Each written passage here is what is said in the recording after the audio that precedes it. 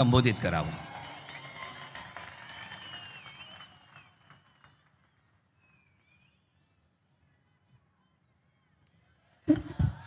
जय महाराष्ट्र. शिवतीर्थ भरत चाललेला आहे. येत असताना मी अनेक बस पाहत होतो. अजूनही उमेदवार आपले एक एक एक एक येत आहेत. प्रचार सभा चालू आहे, डोर टू डोर चालू आहे. गेले 10 दिवसातच आपण सगळ्या जे काही प्रचार आहे तो सुरू केलेला आहे. पण कितीही काही म्हटलं आणि कितीही कोणाचा प्रचार असला तरी आज एक निश्चित आहे की हा क्षण जो आहे तो ऐतिहासिक आहे. मुंबईसाठी ऐतिहासिक आहे की शिवतीर्थावर उद्धव साहेब आणि राज साहेब हे आज एकत्र एका सभेत बोलणार आहेत आणि मुंबईसाठी बोलणार आहेत.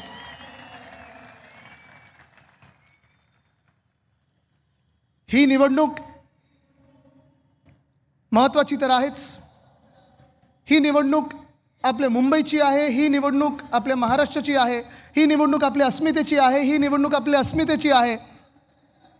पण ह्याच्याही पलीकडे जाऊन जे मला आपल्याला सांगायचं आहे ते हेच आहे की मतदार राजा, ही निवडणूक गटर, वॉटर, मीटर ह्याच्याबद्दल आहे. बाकी कुठच्याही विषयावर लक्ष देऊ नका.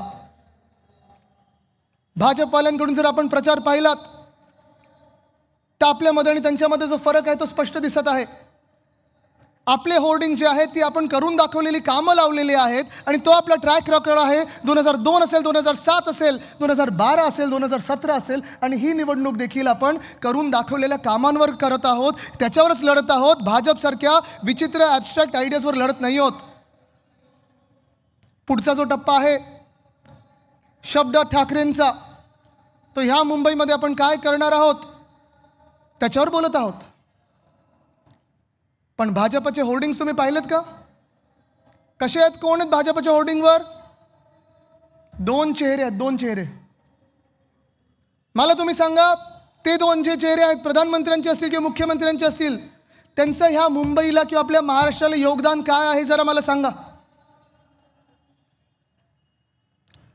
सांगू शकेल का कोणी? 0. अरे असं कसं तुम्ही बोलता? गिफ्ट सिटी मुंबईमधून गुजरातला नेली कोणी? आहे की नाही योगदान? इथून उद्योगधंदे पळवून नेले गुजरातला कोणी? आहे की नाही योगदान?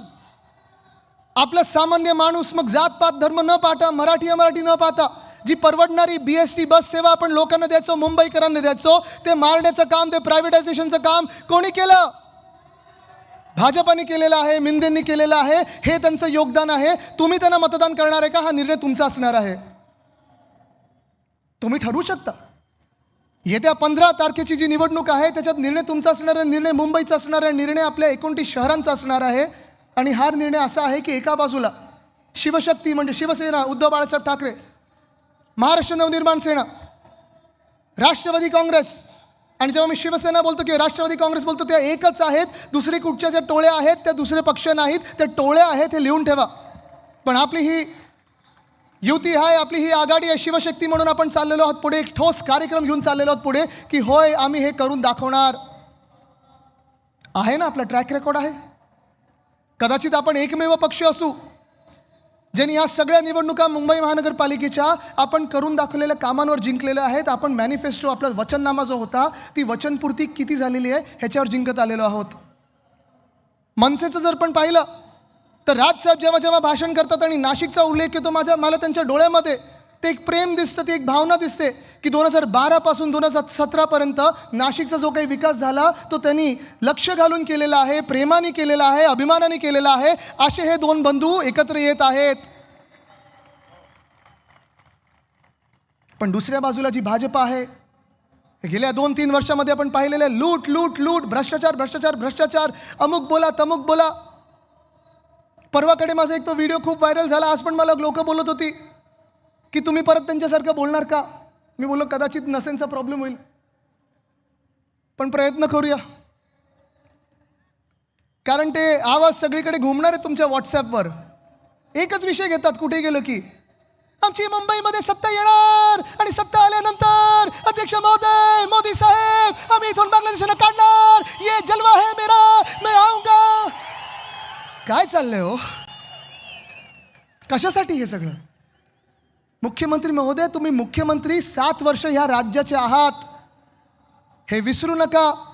तुम्ही या महाराष्ट्राचे गृहमंत्री, गेल्या 12 वर्षामधून 10 वर्ष तुमच्याच हातात गृह खातं राहिलेलं आहे. हे कर्तव्य बांगलादेशांना ओळखणं आणि काढण्याचं हे 10 वर्ष तुमच्या हातात होतं. ही जिम्मेदारी, ही जबाबदारी ही तुमच्या हातात होती. जर तुम्ही तिथे चुकला असाल तर सरळ सरळ येऊन सांगा, आम्ही चुकलो, अजूनही आम्हाला बांगलादेशी सापडलेले नाहीत आणि ही निवडणूक त्याच्याबद्दल नाहीच आहे. किंवा असंही असू शकतं की मुख्यमंत्री महोदय प्रधानमंत्री महोदयांवर टीका करतात, ज्यांची सत्ता बहुमत दिल्लीमध्ये 12 वर्ष आहे. कारण बांगलादेशानं ओळखण्याचं काम, बांगलादेशाने इथून काढण्याचं काम हे केंद्र सरकारचं आहे आणि राज्य सरकारचं आहे. पण मी तुम्हाला पुन्हा एकदा आठवण करून देतो, या खोट्या आश्वासनावर जाऊ नका, त्यांच्या फेल्युअरवर जाऊ नका. कारण ही निवडणूक आहे तुमच्या गल्लीची आहे, आपल्या BST बसची आहे, आपल्या पाणीची आहे, वॉटर गटर मीटर ह्याची आहे, मुंबई महानगरपालिकेची निवडणूक आहे. आणि मुंबई महानगरपालिकेचं जेव्हा आपण बोलतो तेव्हा आपण करून दाखवलेली कामं आहेत ती सगळी तुमच्या डोळ्यासमोर आहेत. अनेकदा मला प्रश्न विचारलेला आहे की भाजपवाले म्हणतायत आदित्य की तुम्ही काहीच नाही केलं तुमच्या 25 वर्षाच्या काळामध्ये. इथे सगळे जे महापौर बसलेले आहेत, जे उपमहापौर होते, जे नगरसेवक होते, त्यांना विचारा काय, किंवा मला विचारा, कधीही मला तुम्ही विचारलं, झोपेतून उठवलं तरी विचारलं की 25 वर्षात तुम्ही काय केलं, तर मी तुम्हाला सांगू शकतो की आपण काय काय केलं ह्या मुंबईमध्ये. होय, अभिमानाने सांगू शकतो. गेल्या 25 वर्षामध्ये 1997 जेव्हा पहिली आपली सत्ता आली मुंबई महानगरपालिकेमध्ये, 600 कोटीची तूट होती. कुठेही छुपा कर न लावता, कुठेही टोल न लावता, कुठेही छुपा कर वाढवता आपण ह्या मुंबईमध्ये ती तूट भरून काढली आणि 92,000 कोटीच्या ठेवी निर्माण केल्या. हे आपलं आर्थिक नियोजन आहे, हे आपण हिशोब देणारं काम करतो आणि ही आपल्या मुंबईवर जोपासण्याची जी एक प्रथा चालवलेली आहे ती आपण आत्तापर्यंत परंपरा पाळत आलेलो आहोत. पण मग तुम्ही विचाराल, मग ठेवींचं काय केलं? ह्या ठेवी ज्या होत्या त्या प्रत्येक आपल्या अर्थसंकल्पामध्ये प्रत्येक वर्षी आपण त्याचा हिशोब दिला आहे, पैशाचा हिशोब दिलेला आहे आणि या ठेवी आपण मुंबईकरांच्यासाठी वापरलेल्या आहेत. जातपात, धर्म, भाषा, प्रांत न पाहता जो कोणी मुंबईकर असेल त्याची सेवा करण्यासाठी वापरलेलं आहे. होय, मी अभिमानाने सांगतो की आपण ते काम करून दाखवलेलं आहे. 3 गोष्टी आहेत महत्त्वाच्या इथे. एक म्हणजे आरोग्य सेवा. आज पण मी दावा करून सांगतो, चॅलेंज देतो मुख्यमंत्र्यांना, ते 3,000 रुपये देणार आहेत. काम दाखवणे 3,000 रुपये बोलतायत. मला 3,000 रुपये नको आहेत. तुम्ही ज्या लाडक्या बहिणींना 2100 सांगितले ना, पहिले ते 2100 द्या, मग 3,000 रुपयाची बोलणी करा. चला, मी तुम्हाला 6,000 रुपये देतो, तुम्ही चला माझ्याबरोबर कोस्टल रोडला मुख्यमंत्री महोदय. पण आपल्या मुंबईमध्ये जी आरोग्य सेवा आहे, जगात कुठेही नसेल असं आपली महानगरपालिका आहे. आपल्या महानगरपालिकेचं काम किंवा कुठच्याही महानगरपालिकेचं काम, पहिलं कर्तव्य जे असतं ते प्राथमिक आरोग्य केंद्र, प्रायमरी हेल्थ केअर सेंटर असतं. कदाचित आपल्या देशातली काय जगातली एकमेव महानगरपालिका असेल ज्याची नुसतं प्राथमिक आरोग्य केंद्र नाहीत तर हॉस्पिटल स्वतःची आहेत, ट्रॉमा केअर सेंटर स्वतःचं आहे, OPD स्वतःचे आहेत आणि त्याच्याही पुढे जाऊन 4 मेडिकल कॉलेजेस बनवणारी ही आपली एकमेव महानगरपालिका आहे. ह्याचा आपल्याला अभिमान असायलाच पाहिजे. या मुख्यमंत्री महोदय कधी आणि पहा आम्ही काय काम केलेलं आहे. शिक्षणाचा जर विचार केला तर आपल्या मुंबई महानगरपालिकेचं पुन्हा एकदा सांगतो, जगात कुठेही उदाहरण नसेल असं आपण काम केलेलं आहे. 1235 शाळा आहेत. 8 माध्यमांमधून, म्हणजे इंग्रजी आहे, सेमी इंग्लिश आहे, मराठी आहे, गुजराती आहे, उर्दू आहे, तमिळ आहे, तेलुगू आहे, कन्नड आहे, ह्या सगळ्या भाषांच्या माध्यमातून आपण 3.25 लाख विद्यार्थ्यांना शिक्षण देतो. इथेच थांबलो नाही. उद्धव साहेबांनी 2011 साली प्रत्येक ठिकाणी आपण पाहिलं असेल टॅब्स आणलेत लहान मुलांच्या दप्तरामध्ये, म्हणजे दप्तरचं ओझं कमी होईल. डिजिटल क्लासरूम आणले, व्हर्च्युअल क्लासरूम आणले, हात दाखवा बस थांबवा, गणवेशधारक विद्यार्थ्यांसाठी मोफत बस सेवा आणली. आणि इथेच थांबलो नाही तर देशात कुठेही नसेल आपल्या आणि जगात कुठेही नसेल तसं मराठी अनिवार्य तर केलंच, पण SSC बोर्डसोबत आपण IGCSE बोर्ड आणला, IB बोर्ड आणला, जे जागतिक बोर्ड्स आहेत, CBSE बोर्ड आणला, ICSE बोर्ड आणला. मला अभिमान ह्या गोष्टीचा आहे की ज्या शाळा बंद पडत चाललेल्या, ज्या शाळांमध्ये गळती लागलेली, आपण हे सगळं मुंबई पब्लिक स्कूल म्हणून हे ब्रँडिंग केल्यानंतर आणि चांगल्या शाळा, दर्जेदार शाळा दिल्यानंतर 4,000 सीट्ससाठी 10,000 ॲप्लिकेशन झाले 2021 साली. मला लोकांनी फोन केले की आम्हाला पत्र द्या तुमचं. अभिमान वाटतो या गोष्टीचा. आपल्याला लॉटरी काढायला लागली या शाळांसाठी. हे मॉडेल आपल्याला मुंबईत न्यायचं, पुण्यात न्यायचं, सगळीकडे न्यायचं. पाण्याचंच जर विचारलं तर मुंबई महानगरपालिका कदाचित एकमेव महानगरपालिका ज्या क्षमतेने, ज्या ताकदीने आपण काम करतो, ज्या हिमतीने आपण काम करतो. आपली स्वतःची धरणं आहेत आणि हिंदू हृदय सम्राट बाळासाहेब ठाकरे मिडल वैतरणा धरण हे आपण करून दाखवलेलं आहे. आपल्या काळात झालेलं आहे. कुठेही छुपा कर लावला नाही, कुठेही पाण्याचा दर वाढवला नाही. डिसॅलिनेशनचा प्लांट आपण उभारत होतो, ह्या मिंदे सरकारने बंद केलाय. पण माझा शब्द आहे तुम्हाला की ज्या दिवशी आपले महापौर बसतील येत्या 16 तारखेला डिसॅलिनेशनच्या प्लांटच्या माध्यमातून 400 मिलियन लिटर पुन्हा एकदा पाणी आपण ह्या शहरासाठी सुरू करू. BST बस सेवा, इथे BST किती लोक वापरतात जरा हात वरती करावं. सगळे वापरता?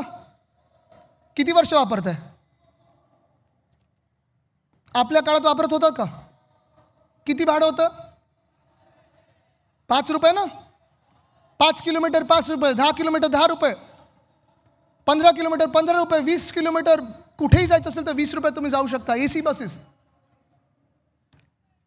4000 बसेस आणल्या होत्या. 10,000 इलेक्ट्रिक बस आपण आणणार होतो आणि ते आपण आणणार 900 डबल डेकर इलेक्ट्रिक बस आणणार होतो. पण आत्ता काय झालंय? भाडं परवडतंय का? तिप्पट भाडं झालं. तिप्पट 60 रुपये भाडं झालंय. वेटिंग किती आहे? 40 मिनटं 50 मिनटं रांगेत आपण उभे आहोत. ही आपली BST बस आपल्या काळात 35 लाख लोक प्रत्येक दिवशी वापरायचे. ते आता बस पण कमी केली, जुने रूट बंद केलेत, भाडं वाढवलेलं आहे, रांगा वाढलेल्या आहेत आणि 35 लाखावरनं जवळपास 20-22 लाखावर रायडरशिप आलेली आहे. पण इथेच थांबलो नाही आपण. STPचं मला तुम्हाला आठवण करून द्यायचं. सिवेज ट्रीटमेंट प्लांट आपलं सरकार पडल्या मोदी साहेब आले होते आणि त्यांनी भाषण केलं भूमिपूजन करताना की मैंने आपको तोहफा दिया है 18,000 कोटी का. मी आज मुंबईकरांना सांगू इच्छितो की सिवेज ट्रीटमेंट प्लांट हे आपलं काम आहे. त्यांचं चांगलं योग्य होता की त्यांनी भूमिपूजन केलं, कारण त्यांनी गद्दारी करून आपलं सरकार पाडलं होतं. पण ते 18,000 कोटी पण हे दिल्लीकडून आले नव्हते, केंद्र सरकारकडून आले नव्हते, भाजपाकडून आले नव्हते. हे आपण शिवसेना म्हणून ज्या ठेवी बनवून ठेवल्या होत्या त्या ठेवींमधून आर्थिक नियोजन करून हे 18,000 कोटी या STPसाठी आपण आणले होते. प्रत्येक पैशाचा हिशोब दिलेला आपण, प्रत्येक पैशाचा, प्रत्येक नाण्याचा हिशोब दिलेला आहे. पण हे जसं आहे तसं गोरेगाव मुलुंड रिंग रोड आहे. सुनील प्रभू साहेब, तुम्हीच मला वाटतं आपण तेव्हा भूमिपूजन केलं. जिथे मी भूमिपूजन केलं तिथे काम सुरू झालं, मिंदेंचं सरकार आलं, कॉन्ट्रॅक्टर बदलला, एस्केलेशन केलं आणि प्रधानमंत्र्यांच्या हाती परत जिथे मी भूमिपूजन केलेलं तिथेच भूमिपूजन केलं. पण चला, हे सगळ्या गोष्टी ह्या होऊन गेलेल्या आहेत, ह्या करून दाखवलेल्या आहेत. पण एक गोष्टीवर मला जे सतत मुख्यमंत्री सांगत असतात की होय त्यांनी केलं, चुकीचं आहे, चुकीचं खोडून काढणार मी, ते म्हणजे कोस्टल रोड. आता राजसाहेब माझे काका असल्यामुळे थोडी लिबर्टी घेतो. तो फोटो आहे का? लाव रे तो फोटो.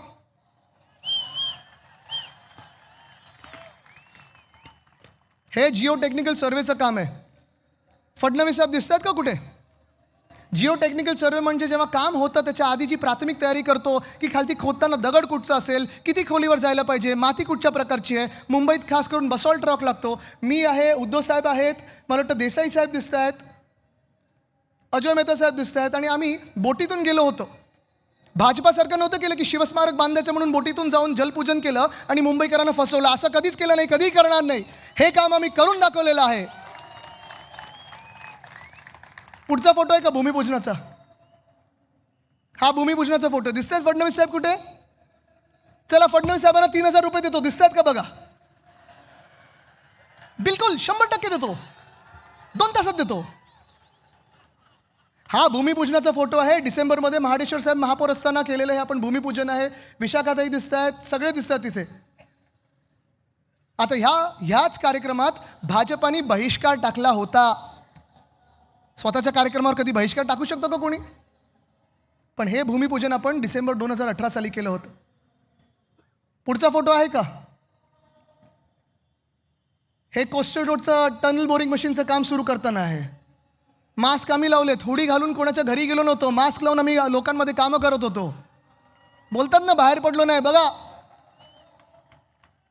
पुढे जाऊया. हे टनलचं काम सुरू करताना अश्विनी भिडे जी आहेत, ज्या अधिकारी आहेत त्या आता CMO मध्ये, आमच्या वेळी BMC मध्ये होते, चांगलं काम करणारे अधिकारी आहेत, त्यांच्या हस्ते उद्धव साहेबांनी ते बटन दाबून घेतलं. पुढे जाऊया. आणि हे ते टनल बोरिंग मशीन, ज्याचा आपल्याला अभिमान असायला पाहिजे की आपल्या काळात आपण हे आणलेलं टनल बोरिंग मशीन आहे.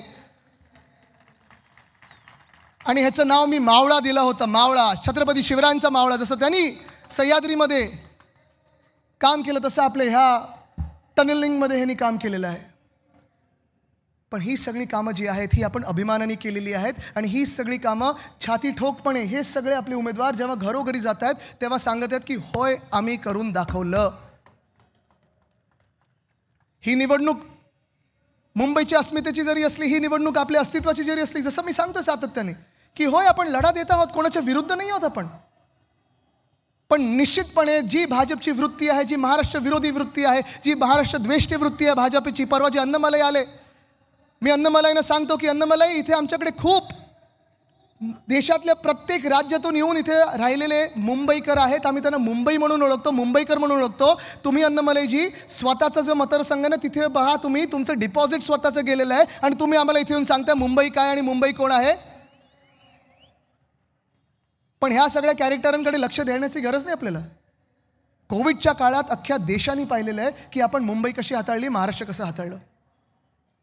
आज ही वेळ आलेली आहे की प्रचार संपायला 2 दिवस आहेत. मी आज तुम्हाला विचारते, तुम्ही निर्णय केला आहे का? मतदान किती तारखेला आहे? काय मार्च, मे, फेब्रुवारी, जानेवारी नक्की ना? आता ह्या 2 दिवसांमध्ये तुम्हाला पुन्हा एकदा घरोघरी जायचं आणि तुमचा निर्णय ठरला असेल तर मी जे तुम्हाला प्रश्न विचारणार आहे त्याचं तुम्ही उत्तर मला नंतर द्यायचं. पण एक शेवटचा मुद्दा तुम्हाला महत्त्वाचा सांगायचा आहे. जे आपण सातत्याने बोलतो की आपला टक्का, मराठी टक्का हा टिकला पाहिजे.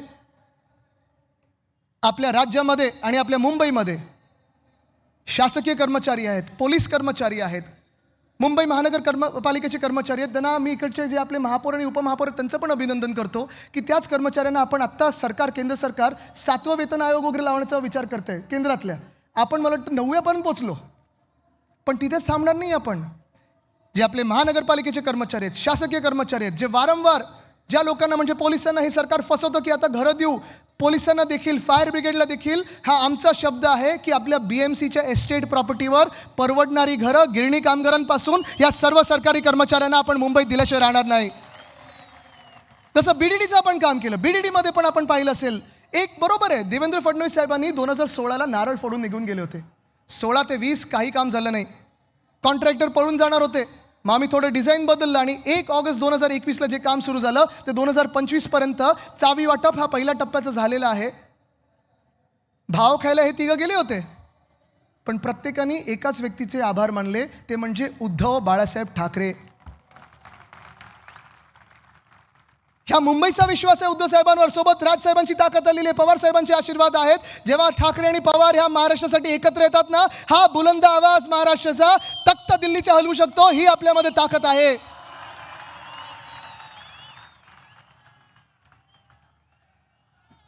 आज मी तुम्हाला विचारणार आहे, जर तुमचा निर्णय झाला असेल कोणाला मतदान करायचं तर तुम्ही ते चिन्ह मला उत्तर देऊन सांगायचं आहे. तुमच्या वॉर्डमध्ये जर मशाल असेल तर तुम्ही तिथून मशाल ओरडायचं आहे. जर तुमच्या वॉर्डमध्ये इंजिन असेल तर इंजिन ओरडायचं आहे. जर तुमच्या वॉर्डमध्ये तुतारी वाजवणारा माणूस असेल तर तुतारी वाजवणारा माणूस म्हणून ओरडायचं आहे. चालेल? चला, आम्ही तुम्हाला तुमची आज टेस्ट घेतो. आपल्याला जर ह्या मुंबईमध्ये BMCच्या एस्टेट प्रॉपर्टीवर परवडणारी घरं आपल्या शासकीय कर्मचाऱ्यांना, पोलीस कर्मचाऱ्यांना,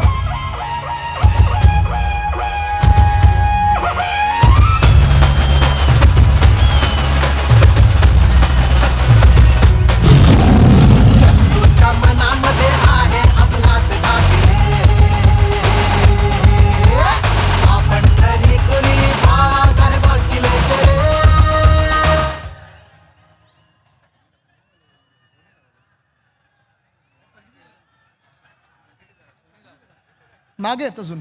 अच्छा, यायचेत. चुकीचा अलार्म. अरे निशाणी बोलायची आहे, म्युझिक नाही लावायचं आहे. काय तुम्ही पण. ठीक आहे, बसून घ्या, सगळे बसून घ्या. चला, तयार आहात? ठीक आहे. मग आता विचारतो मी, जर आपल्या मुंबई महानगरपालिकेच्या BMC एस्टेट प्रॉपर्टीवर गिरणी कामगार, पोलीस कर्मचारी, शासकीय कर्मचारी, महानगरपालिकेच्या कर्मचाऱ्यांसाठी तुम्हाला परवडणारी घरं बांधायची असतील तर तुम्ही कोणाला मतदान करणार? जर आपल्या मुंबईमध्ये जसं उद्धव साहेबांनी 500 स्क्वेअर फुटापर्यंतचा प्रॉपर्टी टॅक्स माफ केला, 700 स्क्वेअर फुटापर्यंत माफ करून घ्यायचं असेल तर तुम्ही कोणाला मतदान करणार? आपल्या मुंबई महानगरपालिकेच्या माध्यमातून 100 युनिटपर्यंत वीज मोफत पाहिजे असेल तर तुम्ही कोणाला मतदान करणार? आपल्या BSTच्या बस ह्या 10,000 पर्यंत न्यायच्या असतील तर तुम्ही कोणाला मतदान करणार? मोफत बस महिलांसाठी सुरू करायची असेल तर तुम्ही कोणाला मतदान करणार? बसचं भाडं रद्द करायचं असेल तर तुम्ही कोणाला मतदान करणार? भाडेवाढ रद्द करायची असेल तर कोणाला मतदान करणार? महामानव डॉक्टर बाबासाहेब आंबेडकरांच्या नावाने जर तुम्हाला सर्वात मोठी लायब्ररी बांधायची असेल तर तुम्ही कोणाला मतदान करणार? लहान मुलांसाठी पाळणा घरं बांधायची असतील तर कोणाला मतदान करणार?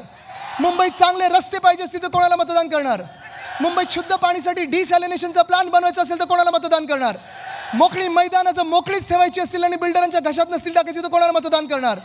जर आज आपल्याला या मुंबईमध्ये चांगलं कॅन्सरचं हॉस्पिटल बांधायचं असेल तर तुम्ही कोणाला मतदान करणार?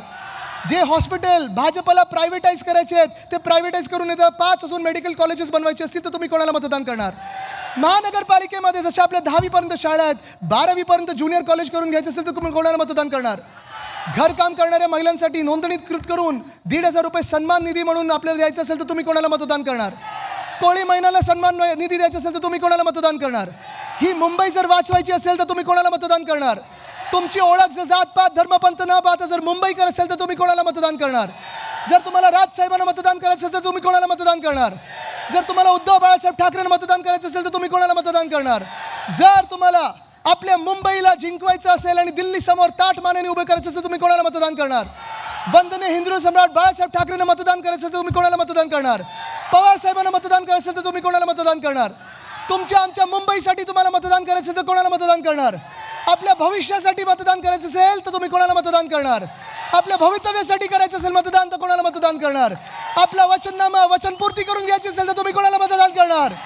मशाल इंजिन आणि तुतारी हेच सगळीकडे वातावरण असलं पाहिजे. जिंकायला तयार आहात? लढायला तयार आहात? जिंकायला तयार आहात? चला मग लढूया आणि जिंकूया. धन्यवाद. जय हिंद, जय महाराष्ट्र, वंदे मातरम. आदित्यजींचं घणाघाती भाषण आणि त्याचबरोबर अमितजी ठाकरे यांचं व्यासपीठावर आगमन. काय छान योग आहे. आपण बघितलं तर समोर रश्मी वहिनी आहेत, तेजस ठाकरे आहेत, शर्मिला वहिनी आहेत, अमितजी ठाकरे स्टेजवर